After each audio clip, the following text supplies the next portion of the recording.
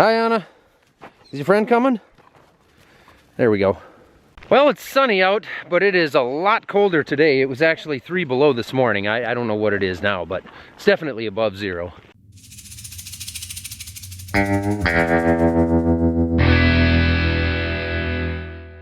I did have some luck with that tube back in there. I did get that open, got it going, got some more trucks loaded. I admit it's actually been a couple of days here. But now I'm actually down to the point in that bin where I'm out of beans to flow to the spout. It is low enough that it's not coming out of the spout anymore because they're down that low. So I got the very top of the door open. Phone call.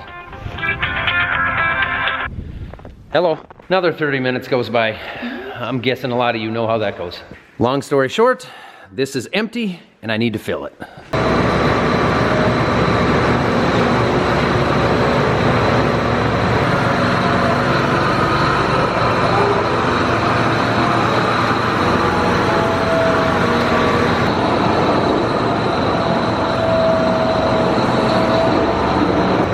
I really need to get a camera crew.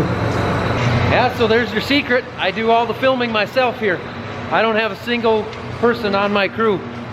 Editing is a different story. I do all my own hair and makeup and everything.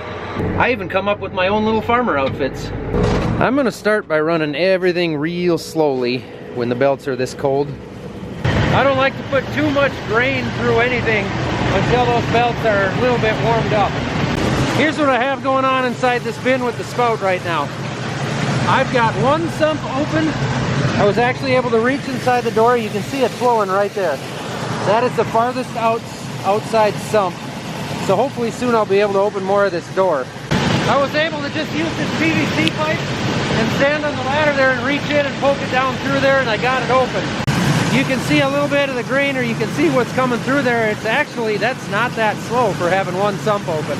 Now take note, kids, if you're growing up on a farm and there's an open conveyor like this, stay away from it. If you get in that, it's going to be real bad in a real big hurry. That is not safe to have that open like that. I've got the cover right there. I'll be putting that on real soon here, but we had to have it open to get that spout to run in there. Now it's just handy to see the grain going in there, but that is not ideal.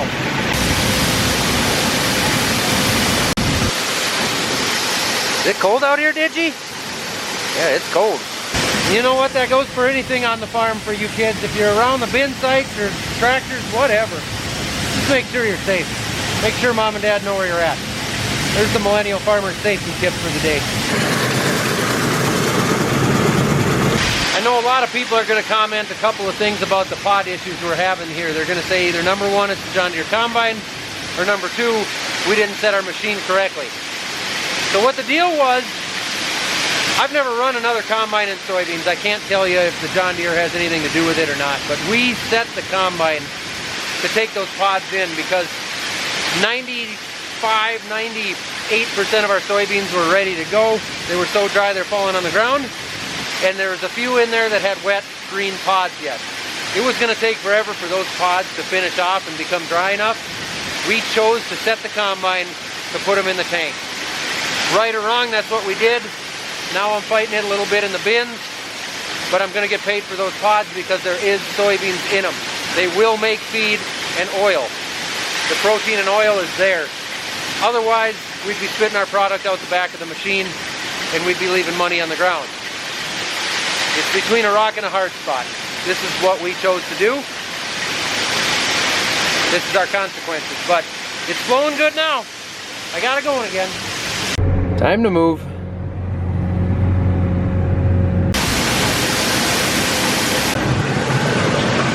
Look at that.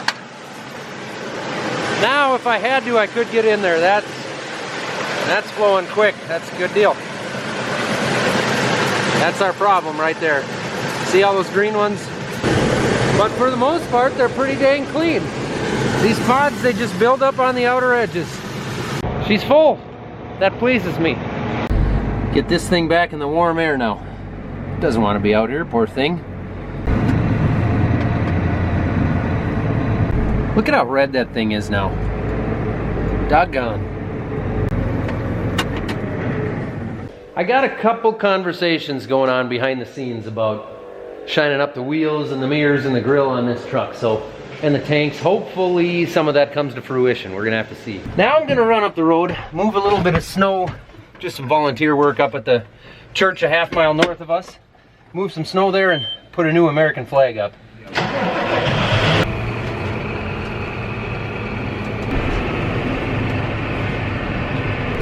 I'm guessing somebody, Kevin, tried to plow this with his pickup, but just didn't have the traction and the power that it took to move this much.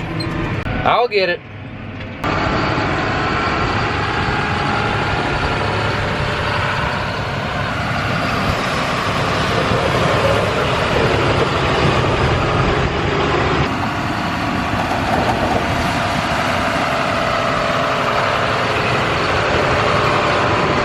That appears mostly handled for now. One more item, just to remind people of what country this church is located in. This flagpole right here usually has a flag on it, but it blew off during the last blizzard. I found it in the snowbank about 50 yards away and disposed of it properly, but that flagpole usually has a good amount of water in it. So I hope I can retract it and get it down, but when it's 30 degrees below the freezing point of water, that may not be possible. I'll find out.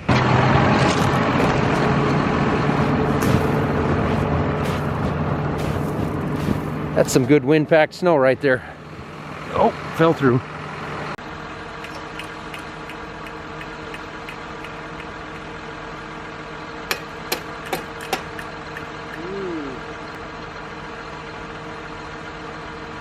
I think that's unfortunately going to be a springtime project. It looks like somebody already tried to manipulate that. Lousy phone calls. Where's my phone? Hopefully it doesn't need a new pole. It's definitely frozen, but pole should be fine.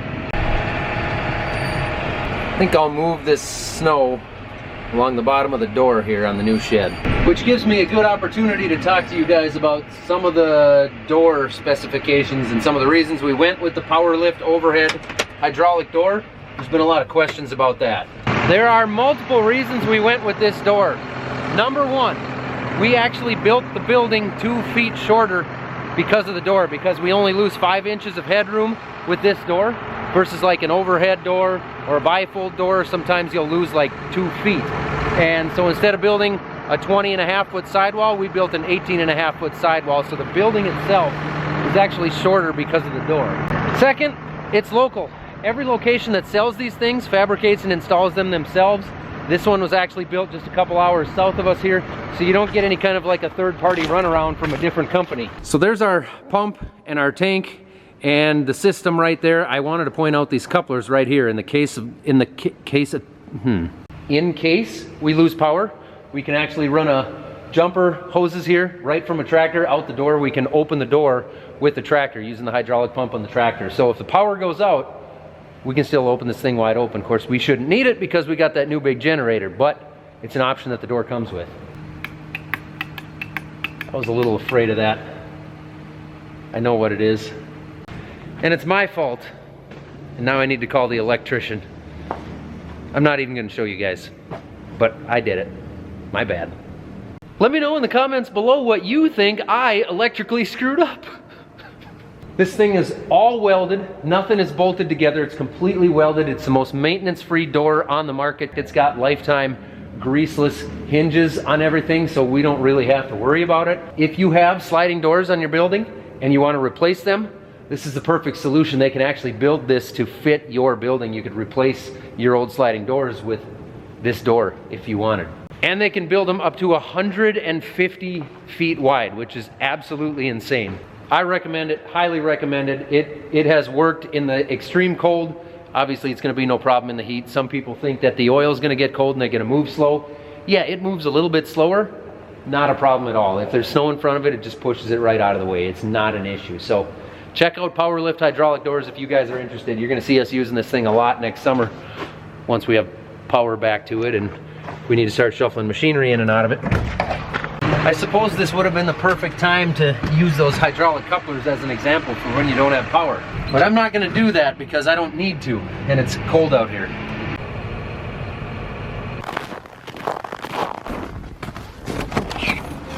If anyone is bored this winter and you're looking for some dirt track content, something besides farming, you can check out our second channel, Between the Rows. I've plugged it before, but it's that time of year now. We have like 15 episodes of racing recorded that haven't been posted yet as of this recording, that we are now going to be working on that like crazy because it's that time of year. So go check out Between the Rows, linked below.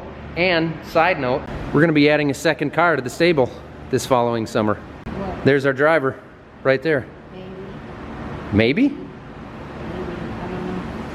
Well, stay tuned to see if Onyx has the guts to race a car.